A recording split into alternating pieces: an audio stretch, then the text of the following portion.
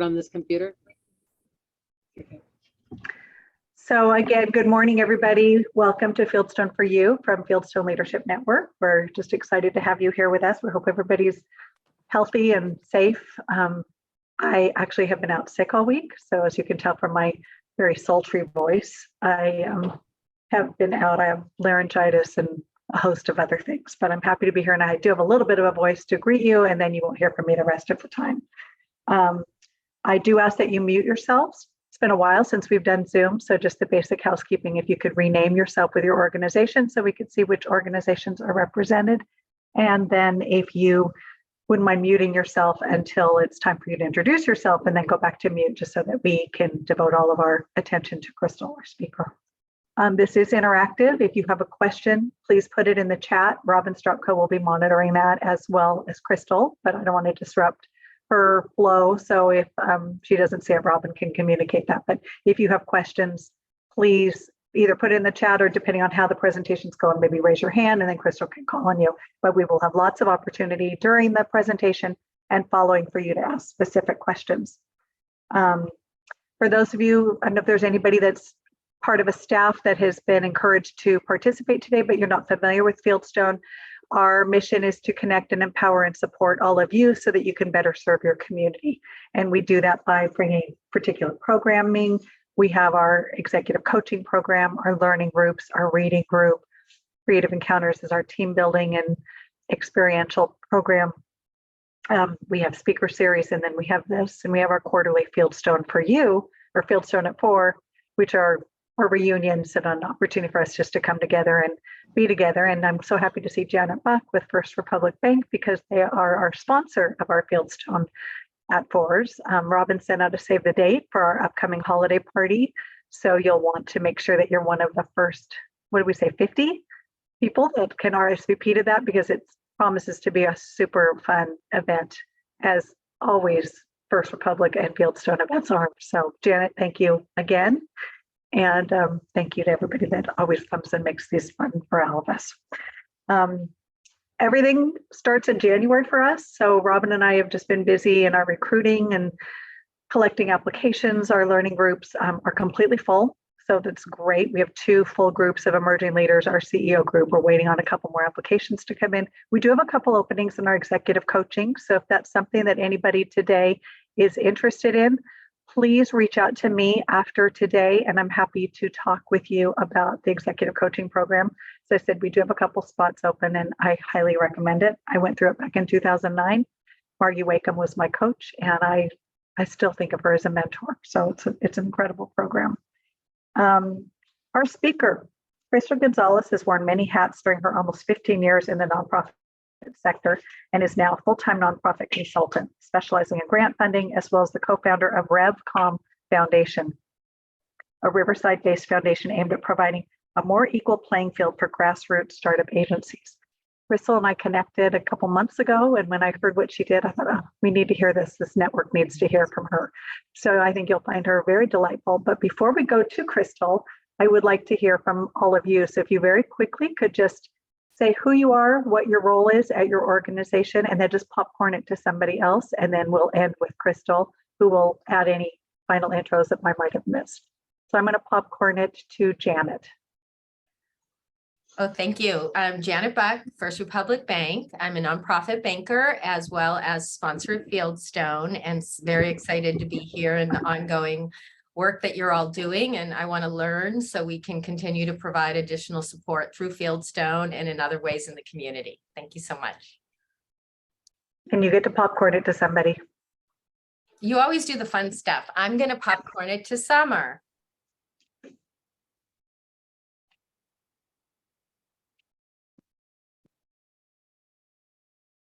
Uh-oh. Hey, I had to unmute. Sorry. Okay, this is Summer Aziz. I'm the founder and the executive director for Sabil USA. We are based in Tustin, and we have helped the refugees and the underprivileged community with food pantry, helps support with rent assistance and mental health.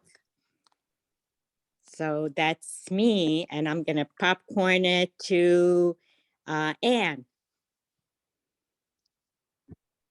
Hi, my name is Anne. I'm with Healthy Smiles for Kids of Orange County. We provide preventative and restorative dental care for underserved children and family all throughout Orange County. And I'm here to learn more about grants and how to get more funding for the organization. I guess I'll popcorn it to Grace and Angela.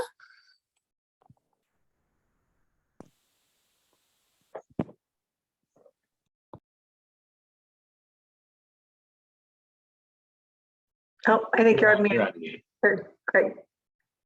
So sorry, I'm Grace. I'm with the Dragon Kim Foundation. We activate teen leaders. I was just recently in Robin's CEO learning group, and this is Angela. I'm Angela DeCure. I'm the development manager here at Dragon Kim Foundation, and I'm brand new. So I'm very eager to learn. And we'll popcorn it over to Malia. Hi, everyone. My name is Malia Mason. I am the admin for Dragon Kim Foundation. So I'm also here eager to learn and excited to be welcomed to this wonderful information session with you guys. Sorry, I have the popcorn, don't I? I'm going to popcorn it over to, let's see, Rashad. Hi, everyone. I'm Rashad Aldabag. I'm the Executive Director of the Arab American Civic Council in Anaheim. And I'm not sure who to popcorn this to. I'll popcorn it to Tim. Yeah, we'll get that out of the way. I'm Tim Rogers. I'm the Executive Director of Boys Hope, Girls Hope. We do housing and educational scholarships for underserved youth. And I will popcorn it over to Diane Smith. Right.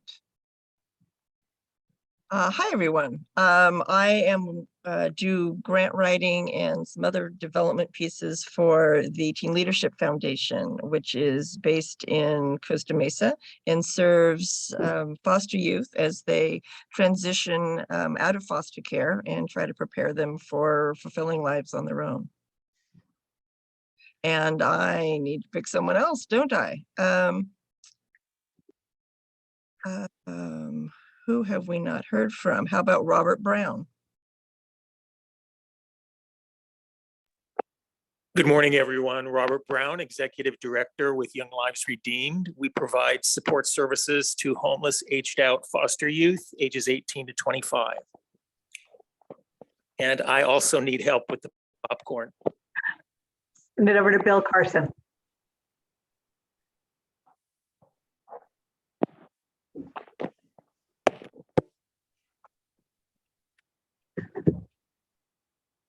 Bill, we can't hear you, Bill. Otherwise, we can send it to somebody else. Okay, who else has not gone? Let me look. Oh, Jeff.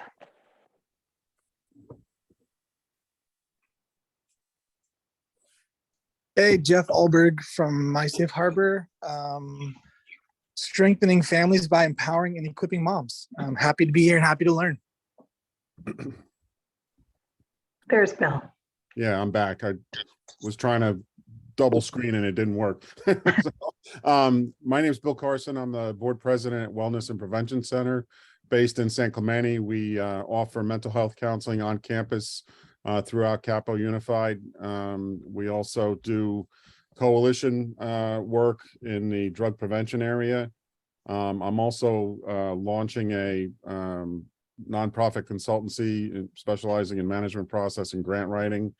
So I'm here basically to get as much information jammed into my head as I possibly can. So let's see, who haven't we to Belissa? Has Belissa gone yet? Nope, I haven't. Thank you. My name is Belissa Davis. I am with 2-in-1 Orange County and I am in the development department. Tracy? Yeah. Oh, wait, do I have to popcorn or are we popcorn? Yeah. Okay, it's Tracy. Hi, I am Tracy Vandenberg. I'm the, I handle all the accounting and finance for Guidelines Ministries. We have a short devotional Christian that is translated into 22 languages around the world. Thank you, and thank you for including me. You want to send over, how about Anne?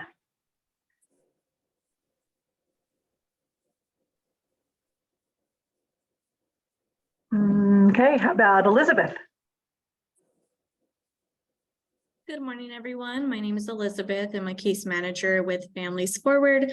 I work with our literally homeless families here in Orange County, help them get housed and connected to food and other supportive services. And I'm just excited to be here. And Laurel? Hi, everyone. I'm Laurel. I'm with the Boys and Girls Club of Laguna Beach, and we serve all youth in Laguna Beach. And I assist our CEO. Okay, who has not gone? You have Hi, not? Jessica here from My Safe Harbor. Oh, good. I'm Hi, Jeff's Jessica. wife, and I'm our program director and our in-house grant writer. So I'm looking forward to learning some things today. Thanks for having us. Anyone else? Okay, we're going to turn it back over to Crystal. So again, if you would just remember to mute yourself, and then if you have questions, just put it in the chat or raise your hand. Thank you so much, Robin. And thank you everyone for hopping on to spend some time with us to learn about grants today. I have to say, I really appreciate that there's so many different individuals in different roles, because that's a big part of the conversation today. I think so many people assume that grant writing is just the writer's responsibility, but there's so much more to it. So I have a lot of great information that really is about all roles at nonprofit organizations. So we'll go ahead and dive into it. Let me go ahead and get this PowerPoint started.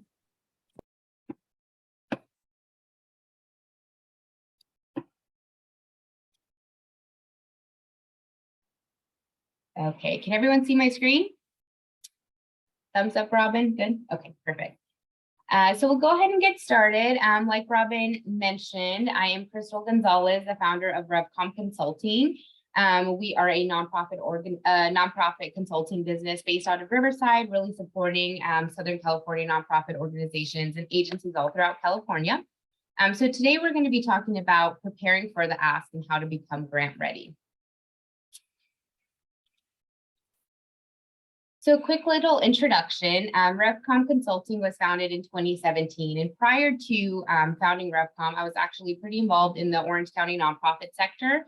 My previous job before jumping full-time into consulting was with what was formerly known as the Orange County Child Abuse Prevention Center. Before that, spent a few years at Orange County United Way. So wore a couple different hats during my time in nonprofit. RevCom Consulting now has 2 full-time consultants, one being me, and the second full-time consultant actually being my husband, who manages a couple different projects outside of grant writing. We have 1 part-time grants associate and one contracted web developer.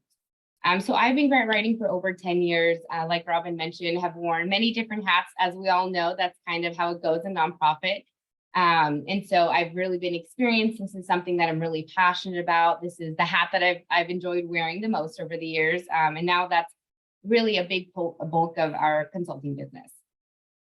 So this will all be included. You'll get the PowerPoint after. So if you want to learn more about RevCom Consulting and the services we offer, feel free to take a look. But I'll go ahead and just dive right into the session here. So first, I want to kick off with just a little bit of grant writing 101. Like I mentioned, I love that there's so many different roles and different individuals on this training. So I want to just give a very brief introduction to grant writing in general.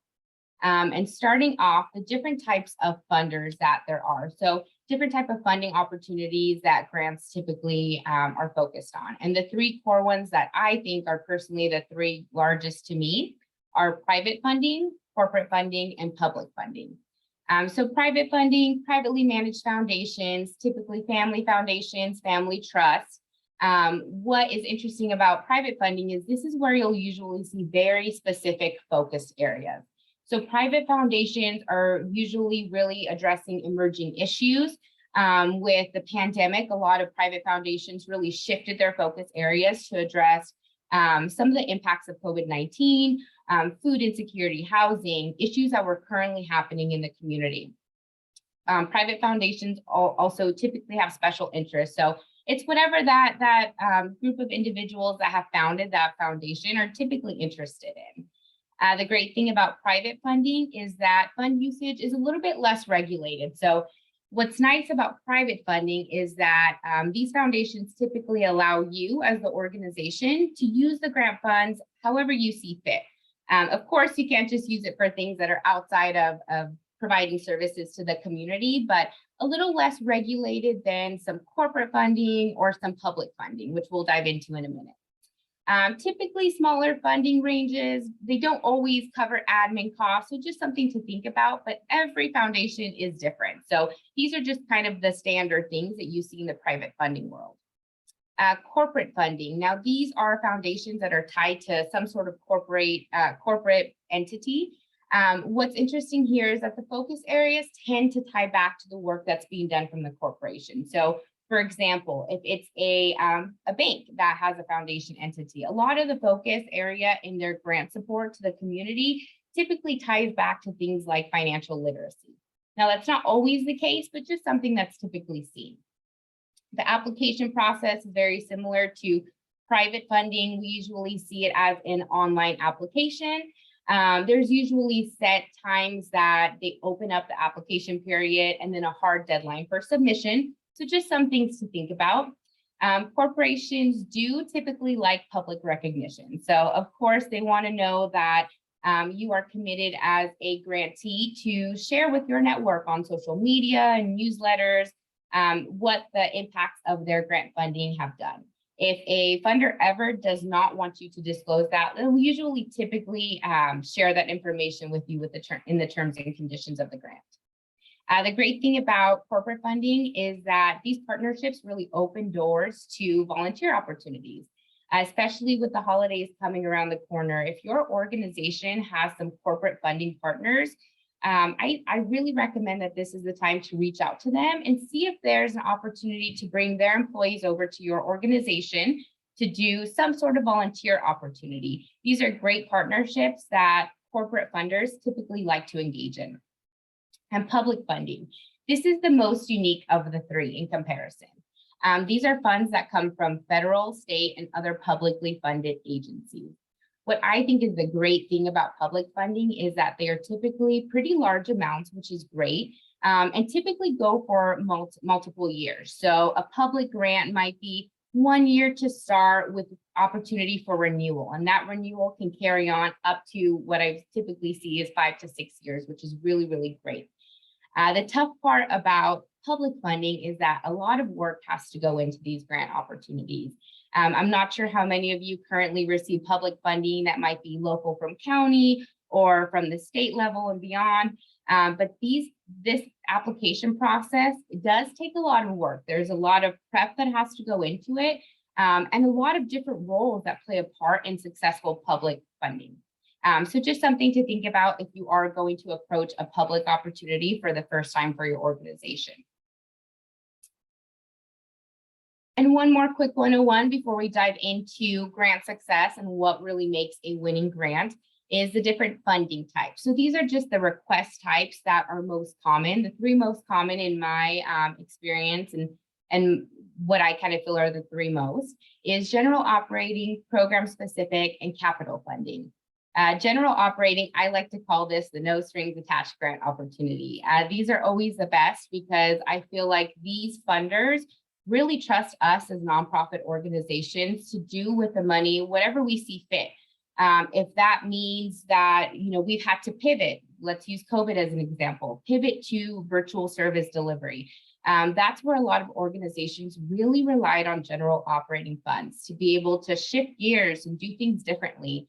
So there's a lot more flexibility to be able to address whatever issues are currently happening with your organization or in the community.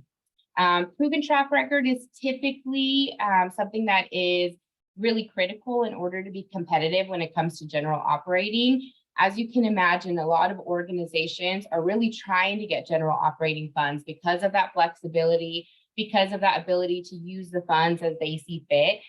So it is kind of critical to have that proven track record of success to be competitive. Program specific grants. Now these are just exactly as they are. A grant request that is specific to one program at your organization. New programs don't typically qualify under this type of grant. Again, every foundation is different, so that might be the case for a specific foundation, but typically program-specific grants are really intended for expanding, building capacity, bringing on new staff for a program. Maybe it's implementing a new type of curriculum for a program that you're already offering. Those are the type of requests that funders really like to see for program-specific grants. There might be some restrictions for program specific. Typically, it's common to see maybe an admin maximum that you could put to that grant. But again, all foundations are very different. And lastly, capital campaign. Now, these are the fun ones. These are grant requests that are for a very, very specific project that your organization is going through. It might be purchasing or leasing a new building, renovating a new building, implementing some new sort of technology or software. Now, these are typically a one-time grant, a large amount, which is great, but there's not usually a renewal. It's usually a very specific request that you're making to the funder. Quick overview of the application process for anyone who isn't too familiar with grant writing or maybe just starting to get familiar with the process. So this is typically what you'll see. Some foundations like to add an eligibility quiz to begin the process from the very, very beginning. And I really, really appreciate this piece because this eligibility quiz will let you know if you qualify or if you don't qualify. This eligibility quiz is usually very short. I want to say it's maybe anywhere from 5 to 10 questions. And right there on the spot, you might learn that your organization isn't a fit based on focus area, geographic area served, or maybe the type of funding that you're requesting. Not always the case, but it's great when we do see that from a funder. Next is the letter of intent. Again, not always the case. You won't always see this. Some funders absolutely require an LOI first. Some funders only have that as a recommendation, and you don't have to do it to submit a proposal. And then some funders won't even include that. But the letter of intent is exactly that. It's just a brief overview of your organization, what you plan to request funding for, how your organization is in alignment with the funder. And then you share that information. And at that point, the funder might invite you back to submit a full proposal. Now, the full proposal, that can be in a variety of different ways. That might be snail mail, an online application process. And that has very, very specific questions that the funder would like to know and get from your organization to better understand what your request is and how in alignment you are with what they fund. Typically, you might see that as an online application, like I mentioned, with very specific questions. Sometimes it's a narrative.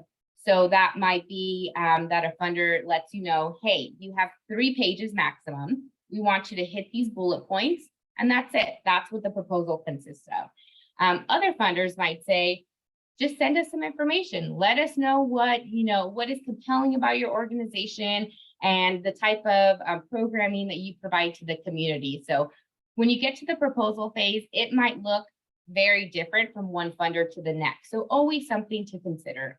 And there's usually always standard attachments that are included at the proposal phase. And that's typically a 501c3 letter, organizational budget, program budget, a board roster, and we'll dive into all those pieces in just a bit. Now let's dive into the fun stuff. What makes a winning grant? When I was speaking with Robin, I was really excited to have this conversation with you all because I think so often grant writers, assume this position of handling it all. Grant success is only on the grant writer, but really it is a collaborative approach.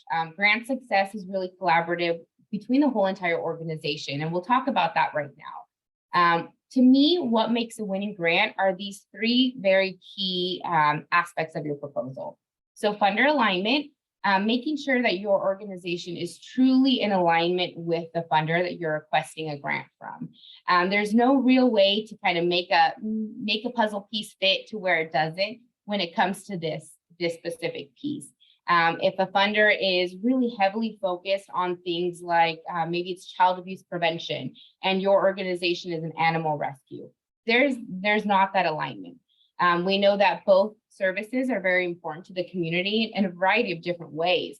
However, if that alignment isn't there, you won't be competitive when submitting that grant. Defining the need to me is a very, very critical component of grant success. Now, this means consistently taking a look at what's going on in your community, pulling updated stats, pulling updated data on the target population that you're currently serving, what's happening in your own backyard, being able to tie that back to the program services that your organization provides.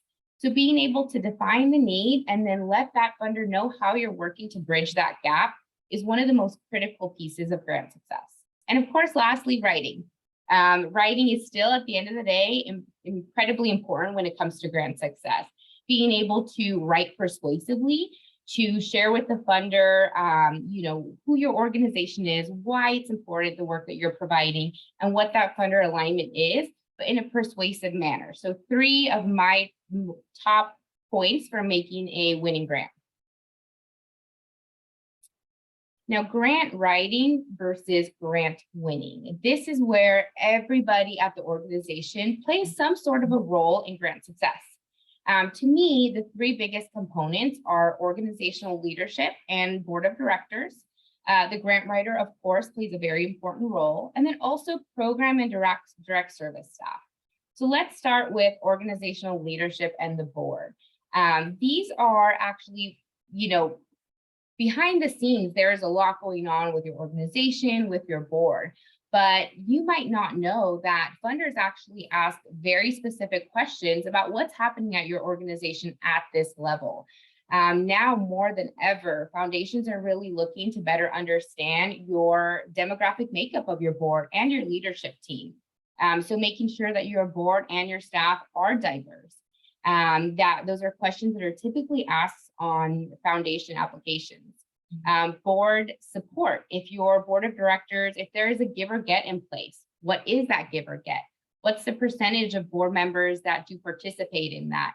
And it doesn't always have to be a negative thing if you say no, or if you say that not everybody contributes, because we know that's an equity issue at the end of the day.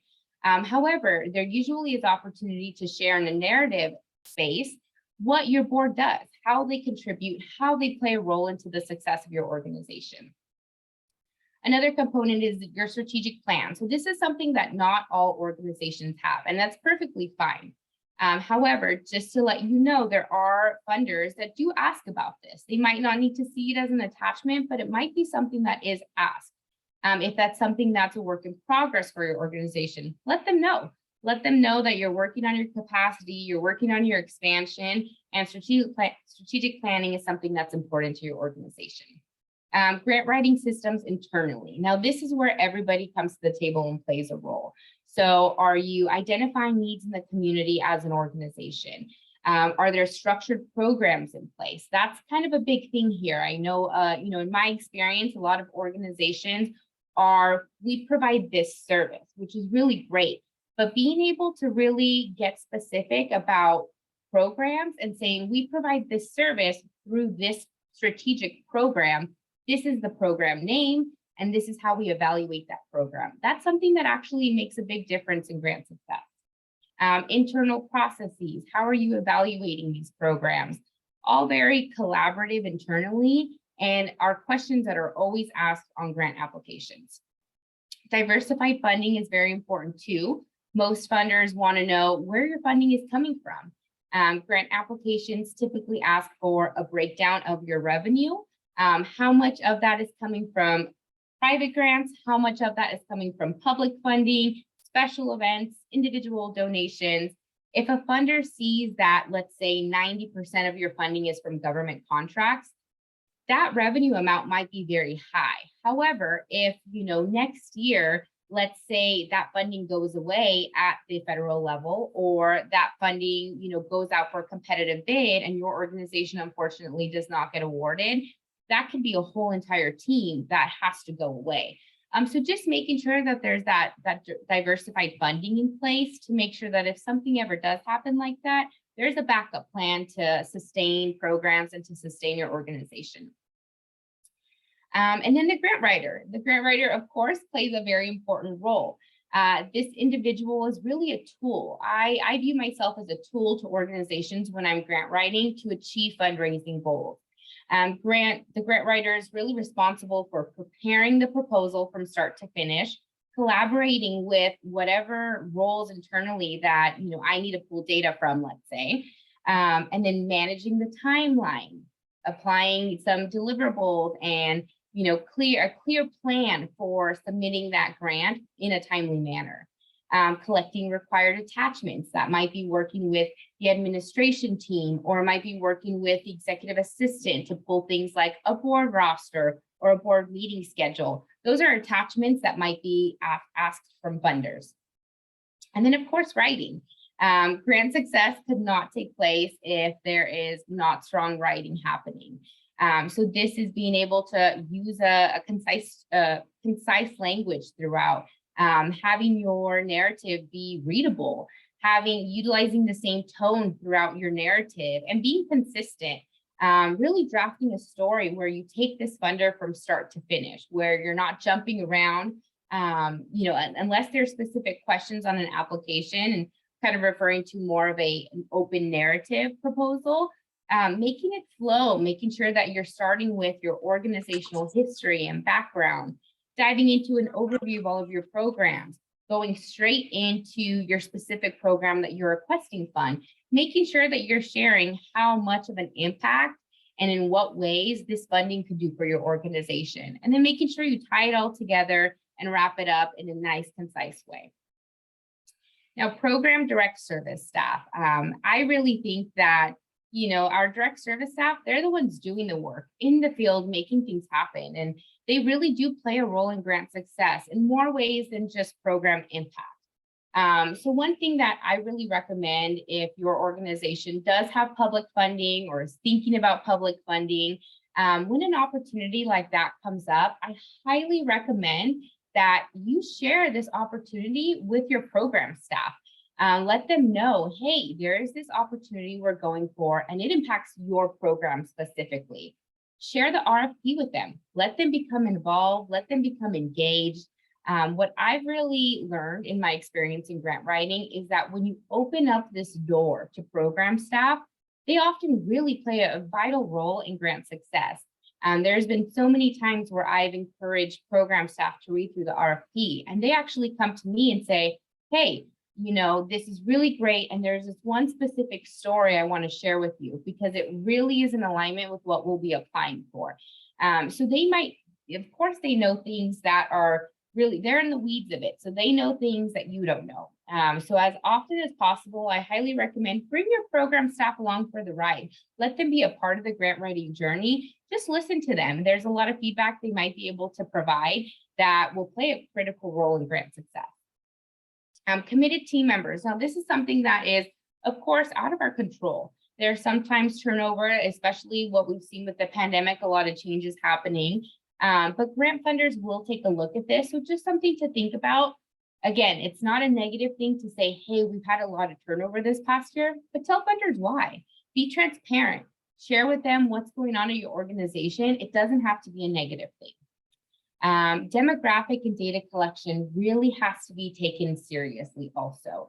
Nearly every grant application will ask about the population that your organization is serving. And that might be very specific questions about demographic breakdown in regards to race, ethnicity, age, gender. That's information that you want to have available to be able to share with the funder. And I briefly mentioned this about staff turnover, but be candid about what's happening at your organization. Be transparent and share with the funder what's happening if you're going through some challenges. Maybe you're going through some organizational restructuring or some leadership changes. That's information that doesn't have to be a negative on a grant application. It doesn't have to work against you. It can work in your favor. You can really change the conversation and change the narrative to say, hey, we need additional funding and additional support from your foundation because we're at this level, we're going through some challenges right now, but we're looking ahead. We're looking at the next step, and with your funding, we can do that. Now, research. I really like this quote. I wanted to bring it out. Research is formalized curiosity. It is poking and prying with a purpose. Now, research is really, really important when it comes to grant writing, and it's not just researching data for your community. It's not just researching kind of the needs of what's happening. It really is putting on your detective hat. I often say that I turn into a detective when I'm grant writing. And that's because I want to know everything about the foundation. I want to know who they've funded in the past, if they've changed focus areas in the past, and if they did, what was that reason? I want to know more about the president of their foundation. And some of these tools that I'm sharing here are really great resources to use when you're putting your detective hat on. So some grant platforms that I'm sure many of you are familiar with, I've used over the years are Foundation Directory. That's a very well-known platform to do some research on grant funders and kind of dive into their background and who they fund. And now I know this is a cost, but a tip to know is that most public libraries actually have Foundation Directory available at no cost. So you can usually call up your local library, see if that's something that they have available, or see locally if there's any organizations that offer that at no cost. Now, GrantMakers.io, that is an open source website. That is something that is completely free for individuals to access. You don't even have to log in and create an account. I really like GrantMakers. Early on in my grant writing career, I used it a lot. And it's just a searchable platform that you can use to find information about different foundations that are out there. Sometimes the information is hit or miss. It might be a little outdated, but for an organization that's maybe just getting their feet wet in grant writing and doesn't have the resources to spend money on different systems like Foundation Directory, I highly, highly recommend taking a look at GrantMakers and just do some digging. Take a look at foundations that are currently funding your organization, see what you can find about them. Grant Professionals Association is a great resource for grant writers. I think if your organization's grant writer could be a part of that, if funding is available to do that. I believe the cost is about $250 a year, but it's a great platform to be able to connect and network with other grant writers, ask questions about funders, ask questions if you're just stumped on a grant writing question, if you're filling out an application and you don't have anyone to turn to, a very great resource to use. And then some of these other ones, when you're doing your research and looking into the foundation that you're applying to, of course, the funder website, always very important. However, there are a lot of foundations out there, especially private foundations, family foundations. They don't typically have a website. So just something to think about and why it's important to use these other additional tools that are available. Charity Navigator, always important to take a look at and keep an eye on it to see how Charity Navigator is rating your organization. They take a look at really big picture of your organization and do put a rating on it. That's something that funders will often look at. Now, GuideStar. GuideStar, I saved this for last because GuideStar is, to me, one of the greatest resources that you can use as an organization, not even just specific to grant writing.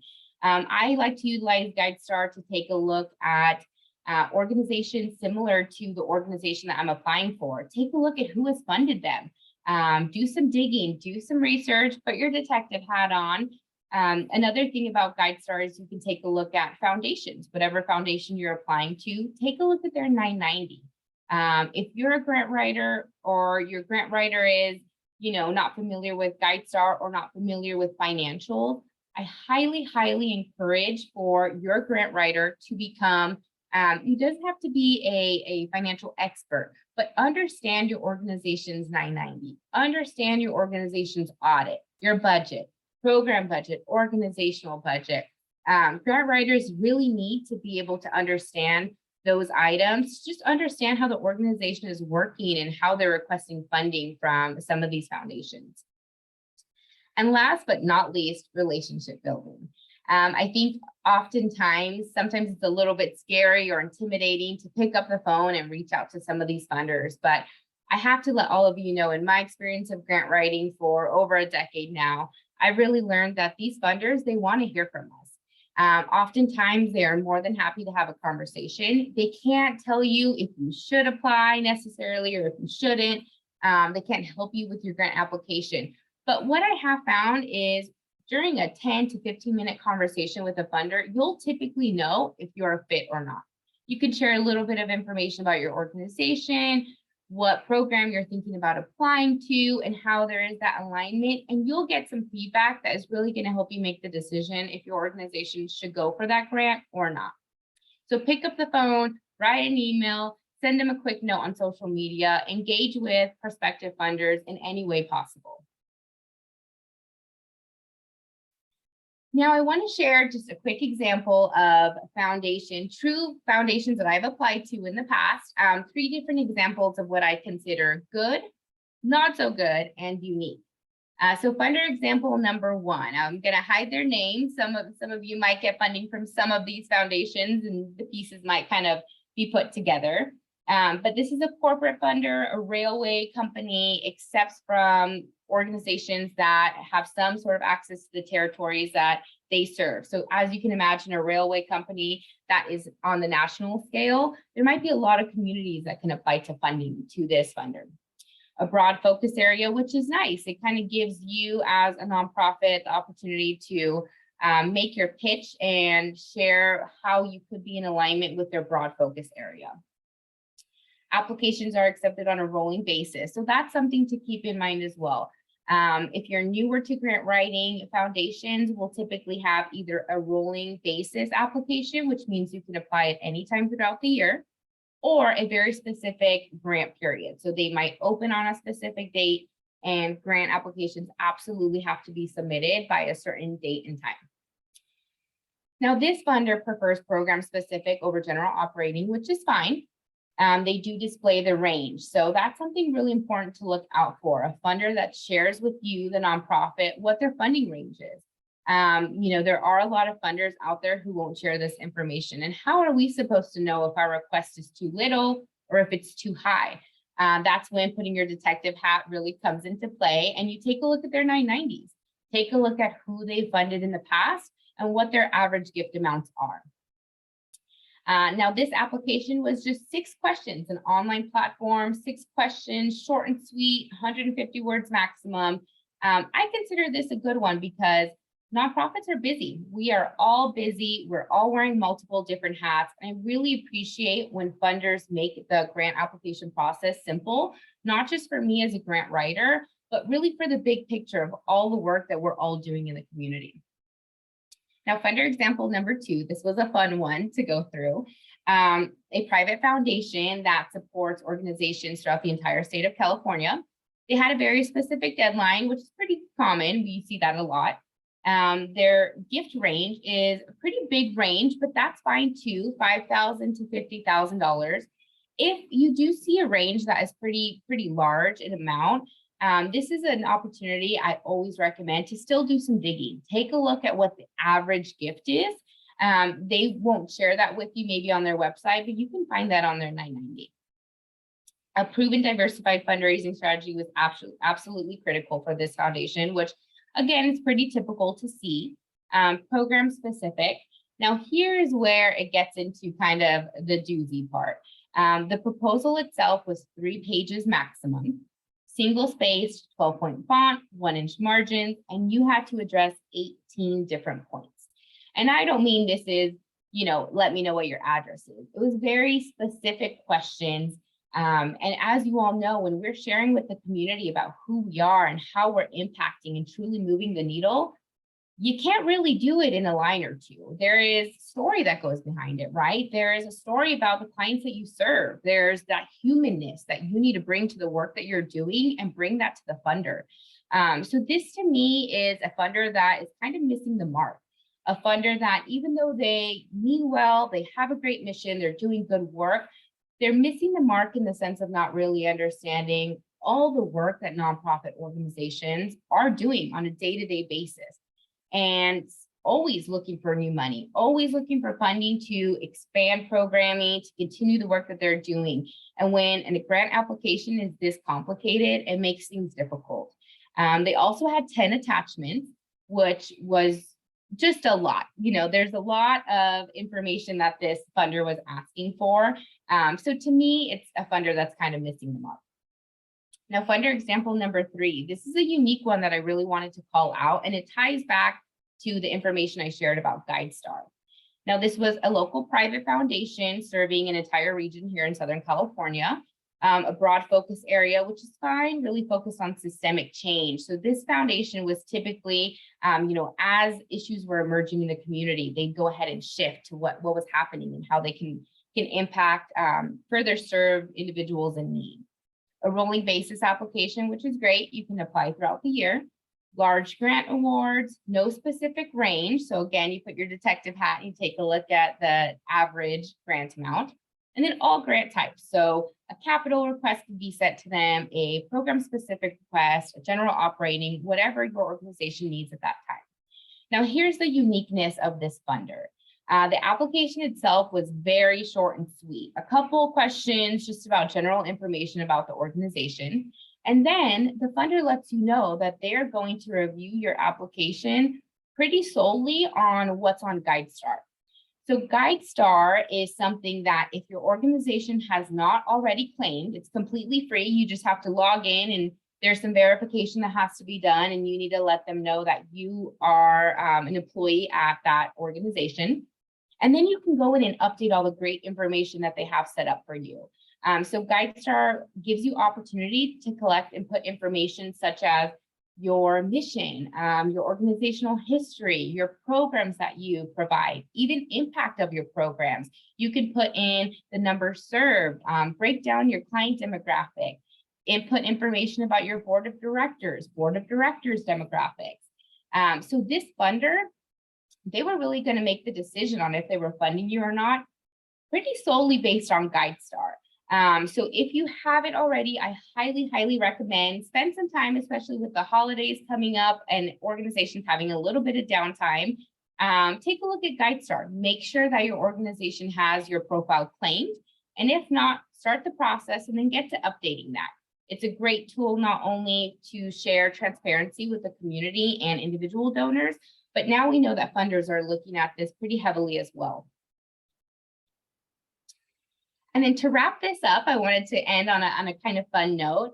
For those of you, I'm sure many of you probably are fans of the blog Nonprofit AF. It's a great website. If you haven't visited, please take a look. If you ever need just a break from all the work that we're doing in the nonprofit sector, which sometimes can be really heavy, it's not only a great place for resources and tools, but just some fun articles that you can kind of relate to. So as a grant writer, the author of the website VU has shared, I believe at this point, 3 different blog posts about if nonprofits were brutally honest.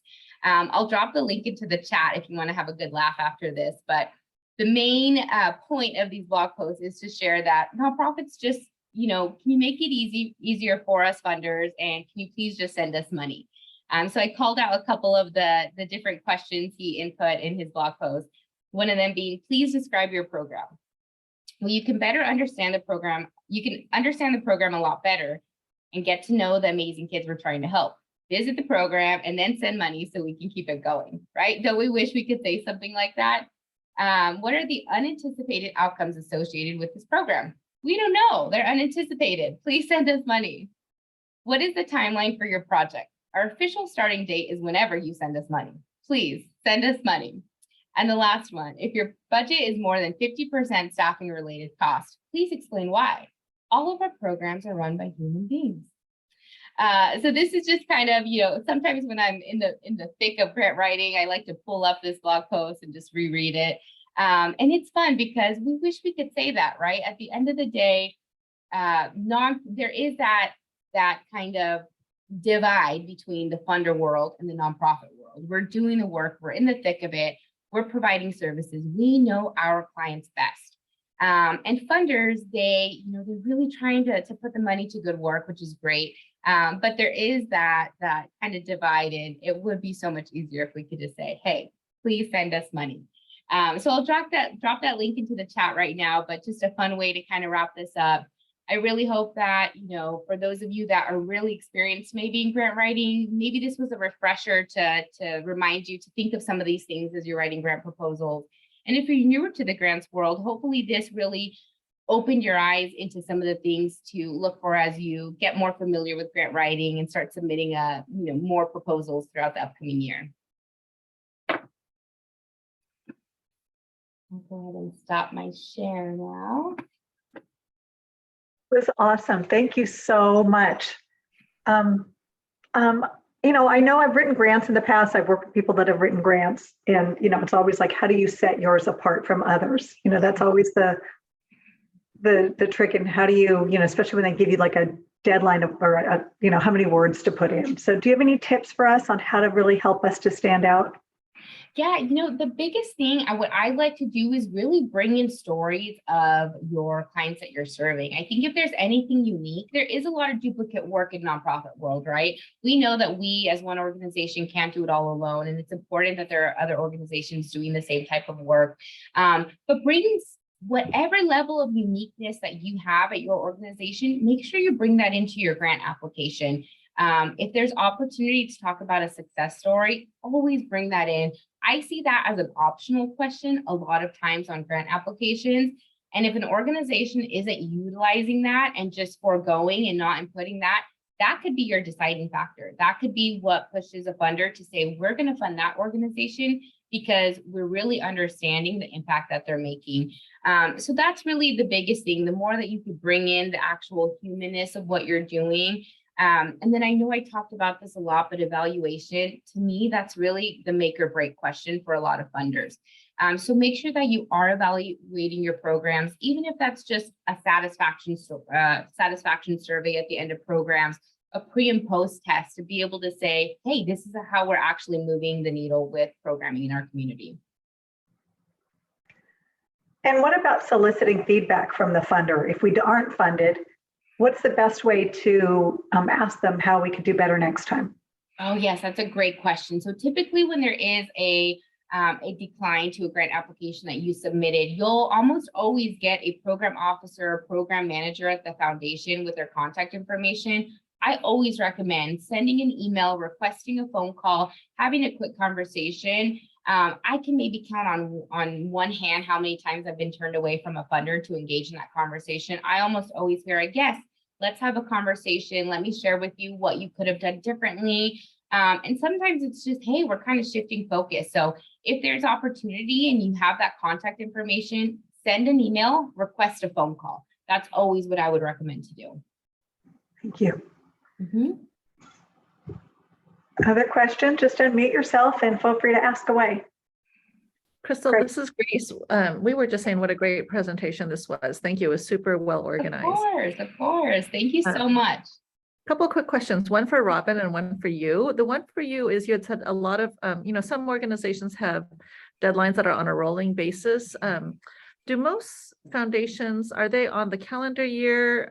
Are they, what is their financial year? And then for Robin, do we have access to the foundation directory at Fieldstone? Robin, we used to do this, but we don't because we're not grant makers anymore. Mm-hmm. So we don't subscribe anymore. Robin, would you agree with that? No, she's still on. Mm-hmm. She might be doing something. Yeah. Like I said, because Fieldstone used to be Fieldstone Foundation and we were grant makers, we had it, but we don't do that anymore. No, we don't. We could certainly, I don't know, Robin, is that correct? That's correct. But Grace, certainly we'll look into it and see maybe there's something that they can do for us because we could, our reach is so great. So Robin, maybe you could look into that today. And you're asking for which program? It's called the Foundation Directory. Is that right, Crystal? Mm-hmm. Yeah. I'm not sure we've ever been a part of it, but I will look into it. And with that too, I will share, I completely forgot to add this, this new platform onto my PowerPoint, but there is a platform called Instrumental. It is a little bit expensive. It might be an opportunity maybe for two organizations to go in together because it is around $2,500 annually. If your organization maybe can request even a grant to cover that cost. I think that has become one of my favorite platforms. I've just recently started using it, but you can actually input your organization's information, who you serve, what region you serve, and they will constantly be running in the back end matches for your organizations. You'll get an email once a week, hey, you have new matches. And it's actually foundations that are just right in alignment with your organization. So it's called Instrumental. I'll type that into the chat right now. I'll actually drop in the website to it and something to look into. Yeah, and if anybody wants to go in on that, please, I'd be happy to, maybe we can get a little group that goes into it together. And that's the tough part. A lot of these resources are out there, but it's that access.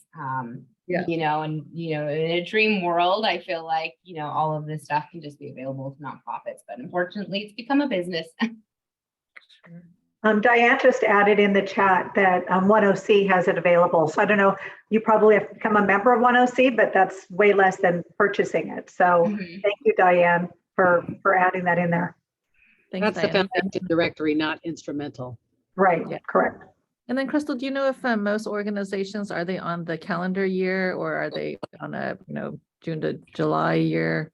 Yeah, so just like nonprofits, it kind of just ranges.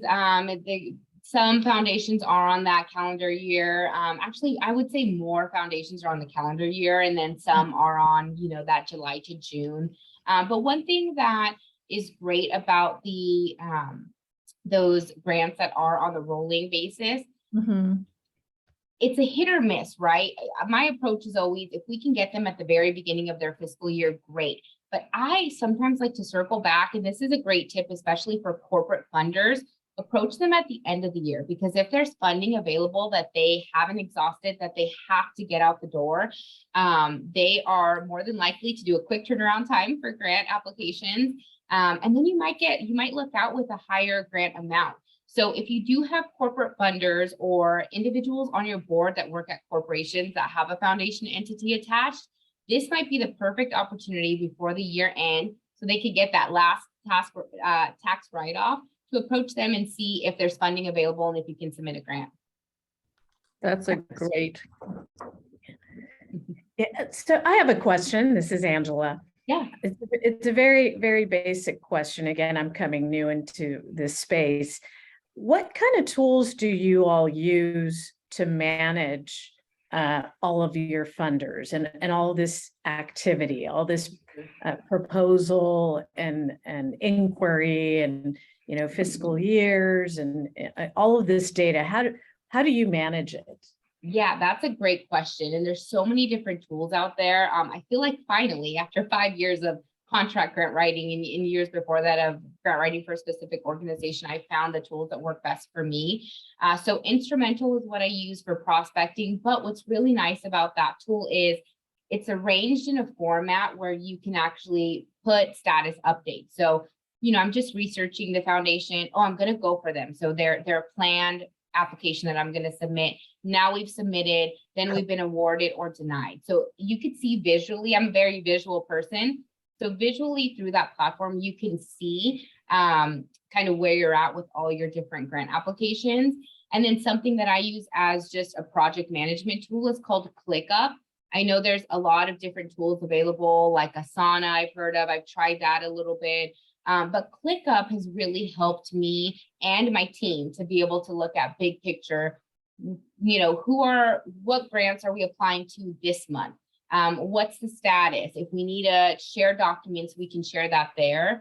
So ClickUp has been really nice because I can update those status updates, and it's nice to, again, be able to see, is it planned? Are we just prospecting? Are we going to go for it? Was it awarded or was it denied? So I'm kind of using the same thing in both tools right now, but for a general project management tool, I highly recommend looking into ClickUp.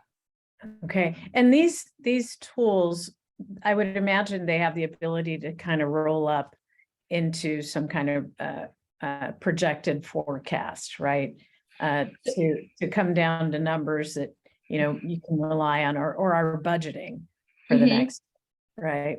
Yeah, and that's more so on the instrumental side, just because it is truly a grants management tool, where ClickUp is just kind of this general project management. It's not nonprofit focused at all. It's just a project management tool. So ClickUp does give you that availability. I really like it because you can prospect out as far as you want. So I'm already prospecting into 23, 24.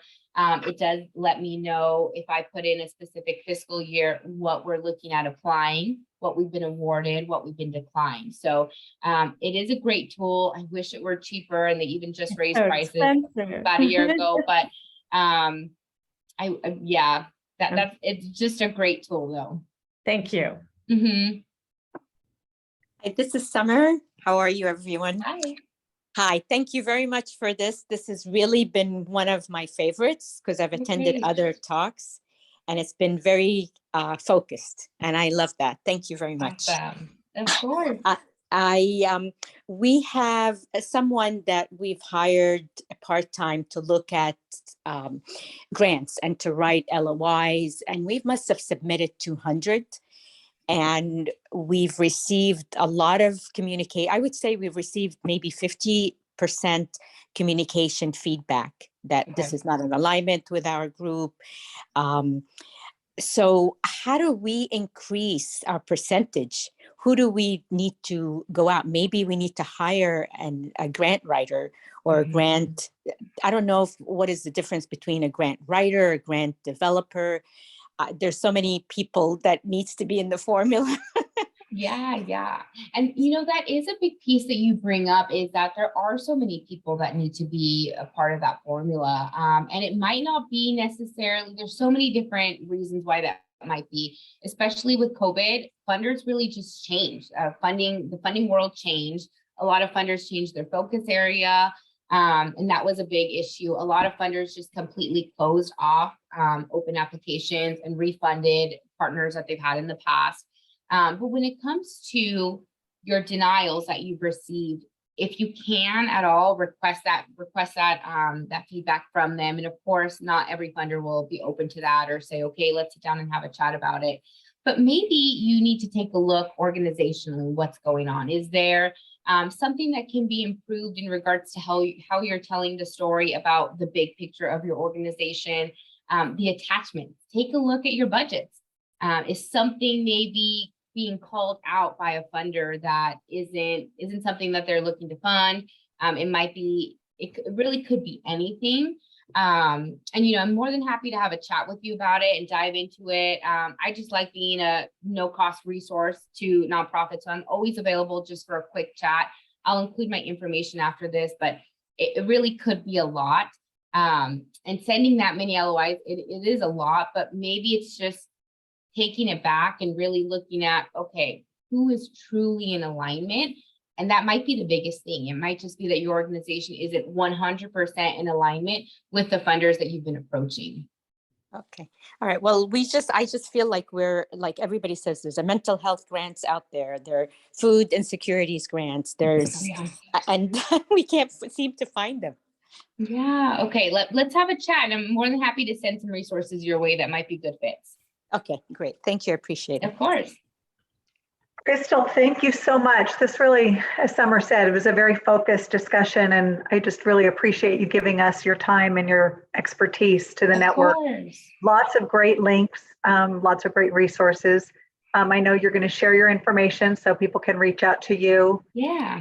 Maybe we could have a follow-up Zoom in a few months with the network on something, specific to what they need. So I'm reaching out to all of you network people. If there's something that you heard today that you'd like to know more about, reach out to me, specifically list the topic, and then I'll chat with Crystal and we'll set something up for 2023. Perfect. Yes, that sounds great. And thank you so much for taking some time, all of you, to hop on and learn. I hope this was educational and informative. I will be sending my PowerPoint deck over. So use that as a resource. Take a look at GuideStar if you haven't already. And if you ever have any questions, I'm more than happy to even just brainstorm and work with your organization in that capacity. Great. Awesome. Thank you so much. Be well, everybody. Stay healthy. If we don't talk to you before, have happy holiday season, and we'll see you in 2023. Thank you. And let me just remind people, if you're new to the network or you're not in our network and you would like the PowerPoint and I don't have your email address, email me at Robin, ROBINS at fieldstoneoc.org, and I'll make sure you get it. Okay. Perfect. Excellent. Thank you again. Have a good day, everybody. Robin. Bye.